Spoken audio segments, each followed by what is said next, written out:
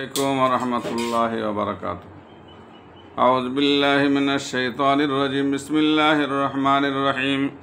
اللهم صل على سيدنا ونبينا وشفيعنا وحبيبنا مولانا محمد وعلى آله وأصحابه وبارك وسلم. الحمد لله. সমস্ত তারিফ ও প্রশংসা সেই মহান আল্লাহ তাআলার জন্য। তারপরে পরে আল্লাহ তাআলা যে নবীজির ওসিলায় আমাদেরকে বিশ্বজগতে পাঠিয়েছেন সে নবীজির ওপরে শত কোটি দরুদ ও সালাম বর্ষিত হোক। সকলে বল যে আল্লাহুম্মা আমিন সাল্লাল্লাহু আলাইহি সাল্লাম। অন্যান্য নবী আলাইহিস সালাম গণেরা আমাদের নবীজির উম্মত হওয়ার জন্য দোয়া করেছিলেন। আমরা দোয়া না করলেও তিনি যে আমাদেরকে মেহেরবানি করে নবীজির উম্মত করে পাঠিয়েছেন সেজন্য আল্লাহর কাছে শুকরিয়া আদায় করে বলেন আলহামদুলিল্লাহ। আজকে আমি হযরত আহমদ ইবনে আসিম ইনতাকি রাহমাতুল্লাহ আলাইহি হুজুরের জীবনে আলোচনা করব। হযরত আহমদ ইবনে আসিম ইনতাকি রাহমাতুল্লাহ আলাইহি প্রাথমিক যুগের অন্যতম সাধক। ধর্মতত্ত্বের মর্ম উদ্ধারে তিনি এত বেশি দক্ষ ছিলেন যে হযরত সুলাইমান দারানী রাহমাতুল্লাহ আলাইহি এর মতো উচ্চ মর্যাদা সম্পন্ন তাপসও তাকে অন্তরের গুপ্তচর আখ্যায় ভূষিত করেন। তার মুর্শিদ ছিলেন হযরত হারিস মহাসেবী রহমাতুল্লাহ আলাইহি, হযরত বেশর হাফি রহমাতুল্লাহ আলাইহি, হযরত শারিশকতি রহমাতুল্লাহ আলাইহি এর সঙ্গেও তার সাক্ষাৎ হয়। হযরত ফজাইল রহমাতুল্লাহ আলাইহি এর সঙ্গেও তার সম্পর্ক ছিল। এই সুযোগ্য বিচক্ষণ তাপস দীর্ঘ জীবন লাভ করেন। আপনি কি আল্লাহর জন্য ব্যাকুল? এই প্রশ্নের উত্তরে হযরত আহমদ ইবনে আসিম রাহমাতুল্লাহ আলাইহি বলেন, মানুষ ব্যাকুল হয় কোনো অদৃশ্য ব্যক্তি বা বস্তুর জন্য, কিন্তু আল্লাহ অদৃশ্য কিংবা দূরবর্তী নন।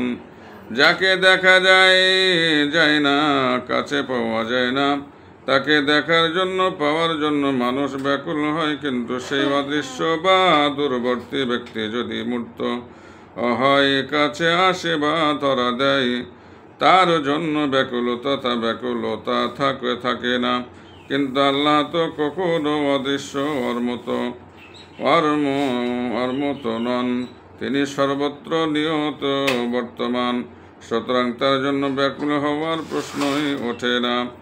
মারেফাত সম্পর্কে তিনি বলেন, মারেফাত 3 অবস্থায় বিভক্ত, যথা প্রথম অবস্থা হলো আল্লাহর একত্বে অবিচল থাকা।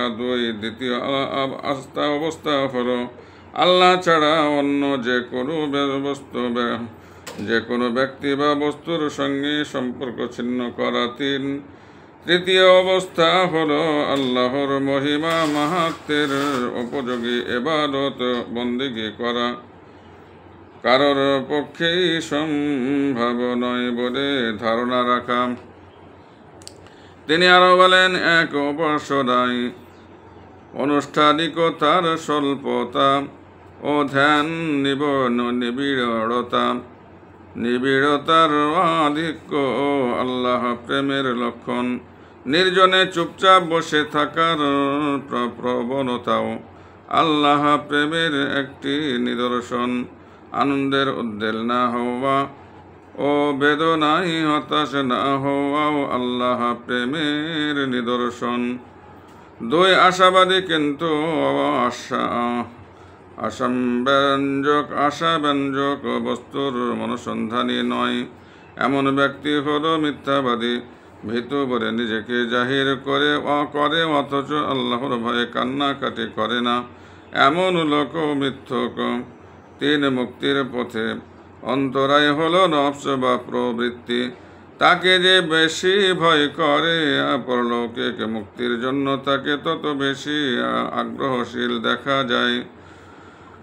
4 হযরত ইউনূস আলাইহিস সালামের ধারণা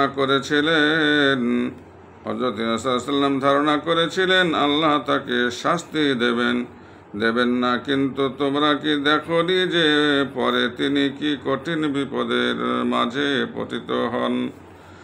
5 মারিফাত অভিজ্ঞ সাধক দরবেশদের সাহাচর্য অবলম্বন করো।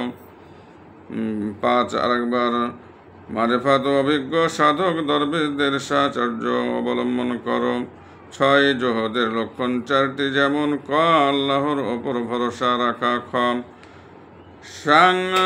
সংসার বিমুখ হওয়া, গ শুধু আল্লাহর সঙ্গে প্রেমের সম্পর্ক স্থাপন করা, ও ঘ আল্লাহর পথে অবিচল থাকার জন্য নানা অত্যাচার উৎপীড়ন সহ্য করা। সাত মারিফাতের কম বেশির ওপরই আল্লাহ ভীরুতা ও লজ্জা সরম নির্ভরশীল। আট অন্তরকে পবিত্র রাখার অবলম্বনই হলো রোশনা সংযত রাখা। নয় আল্লাহর অবদানের প্রতি কৃতজ্ঞতা প্রকাশ করাই হলো জ্ঞানীর কর্তব্য। 10 একিন হলো আল্লাহ পাকের দেওয়া এক বিশেষ আলো সদৃশ্য, যে আলোর সাহায্যে তার দাস পরকালের বিষয়গুলি সুস্পষ্ট দেখতে পায়। মাঝখানের সব রকম পর্দা ও প্রতিবন্ধকতা দূরীভূত হয়। 11 সৃষ্টি জগৎ থেকে দূরে সরে আল্লাহকে সামনে হাজির মনে করে তার ইবাদত করা চাই। 11 নম্বর আরেকবার, সৃষ্টি জগৎ থেকে দূরে সরে আল্লাহকে সামনে হাজির মনে করে তার ইবাদত করা চাই। 12 5টি বস্তু মনকে শুদ্ধ করে, যথা ক উত্তম লোকের সংস্পর্শ, খ পবিত্র কোরআন পাঠ, গ ক্ষুদিত উদর, ঘ রাতের ইবাদত ও ভোর রাতে আল্লাহর দরবারে সদনাই মোনাজাত। 13 আদল বার ইনসাফ দুরকমের, যথা ক সৃষ্টির সঙ্গে ন্যায় নিষ্ঠতা, ও খ আল্লাহর সঙ্গে নিষ্ঠা রক্ষা তথা তার বিধি বিধানসমূহ যথাযথভাবে পালন করা। আল্লাহ বলেন, নিশ্চয় তোমাদের মাল ও সন্তান সমূহ পরীক্ষা। হযরত আহমদ ইবনে আসেম ইনতাকি রাহমাতুল্লাহ প্রকার উপকার ও আত্মত্যাগের ওপর বিশেষ জোর দেন। এক রাতে তার বাড়িতে এলেন 29 জন শিষ্য। তাদের খাবার পরিবেশন করা হলো। রুটির পরিমাণ ছিল খুব কম, কাজে রুটিগুলিকে টুকরো টুকরো করে শিষ্যদের পাতে দেওয়া হলো এবং প্রদীপ একটু দূরে সরিয়ে রাখা হলো। কিছুক্ষণ পরে প্রদীপটি কাছে আনা হলো।